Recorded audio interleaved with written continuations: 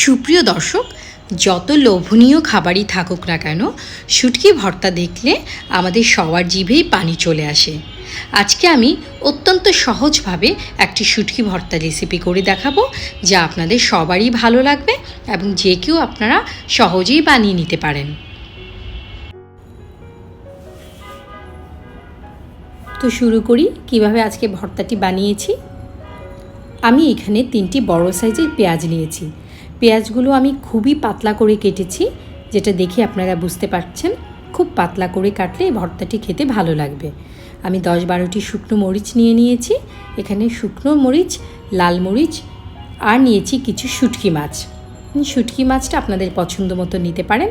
এখানে শুটকি মাছ আর চাইলে আপনারা মাথা সহও নিতে পারেন।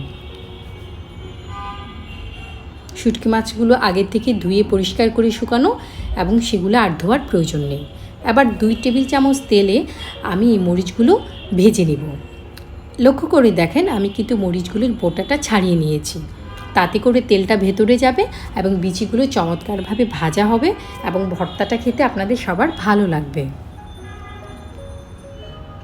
আমি মরিচগুলো একটু ভালো করে ভেজে নিচ্ছি। দেখতেই পাচ্ছেন একটু কালো হয়েছে। এর থেকে বেশি কালো করতে যাবেন না, তাহলে এটা পুড়ে যাবে, গন্ধ বেরোবে, খেতে ভালো লাগবে না। এবার একটি শুকনো খোলাতে আমি শুটকি মাছগুলো খুবই অল্প আঁচে ভেজে নিচ্ছি। খুব অল্প আঁচে না ভাজলে বাইরে থেকে পুড়ে যাবে এবং ভেতরটা হবে না। এভাবে ভেজে আমি একদম মুচমুচে করে নেব।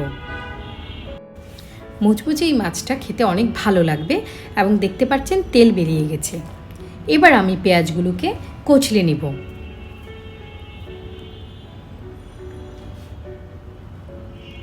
পেঁয়াজগুলোর সঙ্গে শুকনো মরিচ দিয়ে দিব এবং চেষ্টা করবেন ভাজার পরপরই মরিচটাকে কচলে নিতে, তাতে বেশ মোচমোচে থাকে এবং সহজে কচলানো যায়। আমি এখানে লবণ দিয়ে ভালো করে ভেঙে কচলে নিচ্ছি, ভর্তাটা করে নিচ্ছি। পেঁয়াজটা বেশ বেশি দিয়েছি, আমি একটু পেঁয়াজটা কমিয়ে নিয়েছি। আপনারা আপনাদের পছন্দ মতো ঝাল এবং পেঁয়াজের পরিমাণটা বাড়িয়ে কমিয়ে নিতে পারেন। আমি ভালো করে মাখিয়ে নিয়েছি। দেখতেই পাচ্ছেন এগুলো কতটা ছোট হয়ে গেছে, পরিমাণটা যথেষ্ট কমে গেছে, কারণ পেঁয়াজগুলো অনেক বেশি পাতলা করে কাটা ছিল এবং ভালো করে মাখিয়েছি।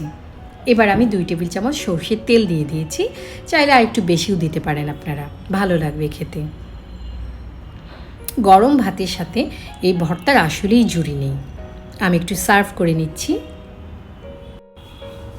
সত্যি কথা বলতে কি, এই ভর্তাটা আমার বেশি ভালো লাগে, কারণ ভাতের সঙ্গে এই ভর্তাটা মাখিয়ে যখন আমি শুকনো মাছগুলা চিবিয়ে চিবিয়ে খাই, আসলেই আমার খুব ভালো লাগে এবং আমি জানি আমার মতো আপনারা অনেকেই পছন্দ করেন। আর যদি কেউ এইভাবে না খেয়ে থাকেন, তাহলে আপনারা ট্রাই করে দেখবেন। আশা করি আজকের রেসিপিটি আপনাদের ভালো লাগবে। আমার আজকের রেসিপি যদি আপনাদের ভালো লাগে, আপনাদের উপকারে আসে, আমার চ্যানেলটা সাবস্ক্রাইব করবেন আশা করি। খাবেন যখন ভালোটাই খান, রান্না হোক আয়ের মাধ্যম। আল্লাহ হাফেজ।